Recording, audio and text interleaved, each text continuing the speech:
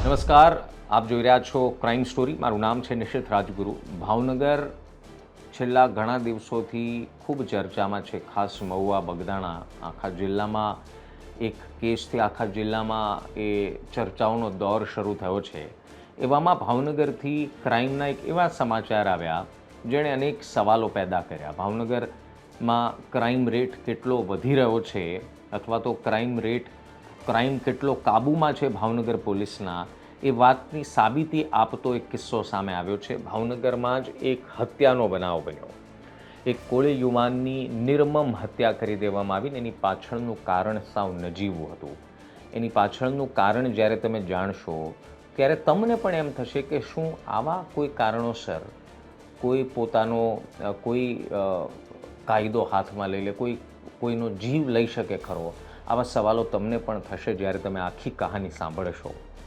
કોળી સમાજના આ યુવાનની હત્યા કરવામાં આવી છે. પોલીસે કાર્યવાહી શરૂ કરીને એક આરોપીને ઝડપી પણ લીધો છે.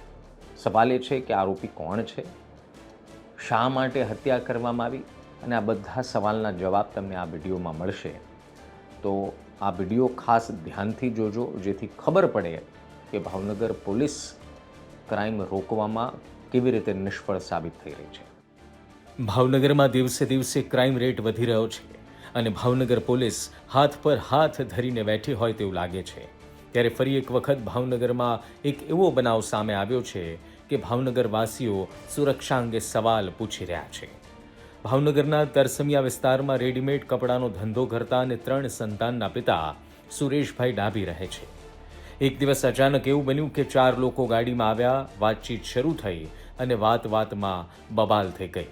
બબાલ એવી થઈ કે 4 લોકોમાંથી એક વ્યક્તિએ પોતાની પાસે રહેલી છરી કાઢી અને આડેધડ સુરેશભાઈને ઝીંકી દીધી.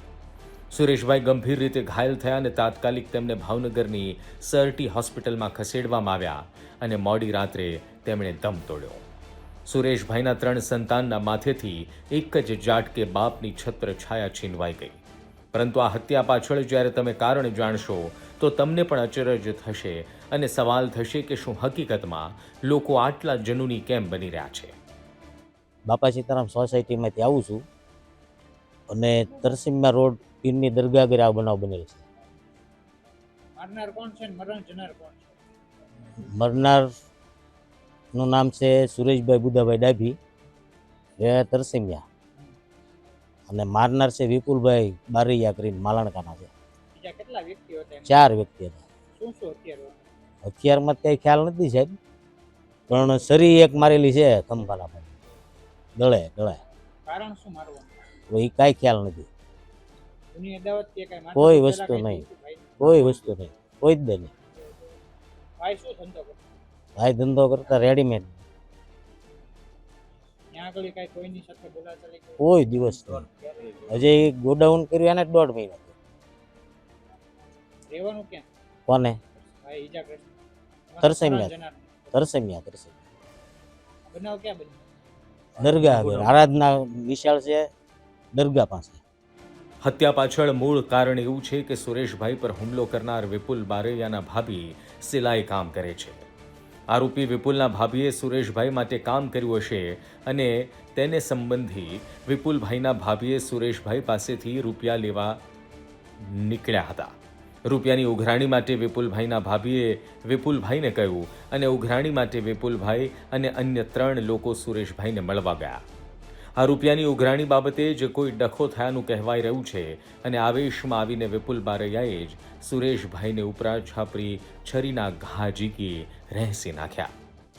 રાત્રિના 10 વાગ્યાના આસપાસના સુમારે ભરતનગર પોલીસ સ્ટેશન વિસ્તારના તરસમિયા વિસ્તારમાં એક હત્યાનો બનાવ બનવા પામેલ છે, જેમાં હકીકત એવી છે કે આ કામે ના આરોપી વિપુલ કાંતિભાઈ બારૈયા રહે માલણકા વાળાના જે ભાભી હતા એ ટેલરિંગનું કામ કરે છે.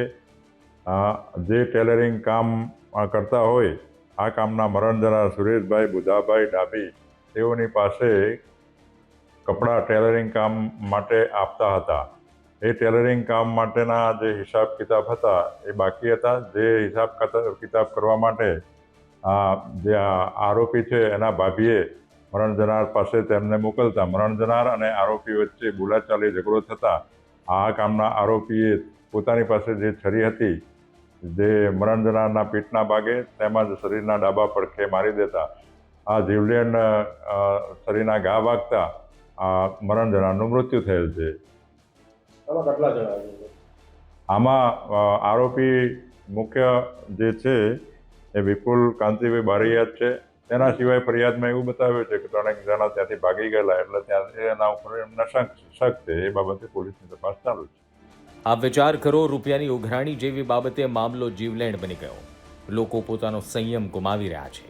નાની નાની વાત પર ઉશ્કેરાતા લોકો એવી ઘટનાને અંજામ આપી દે છે કે બાદમાં અફસોસ કરવા સિવાય કશું જ બચતું નથી.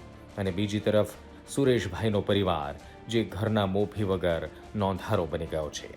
ભાવનગરથી નીતિન ગોહિલનો રિપોર્ટ, ગુજરાત તક.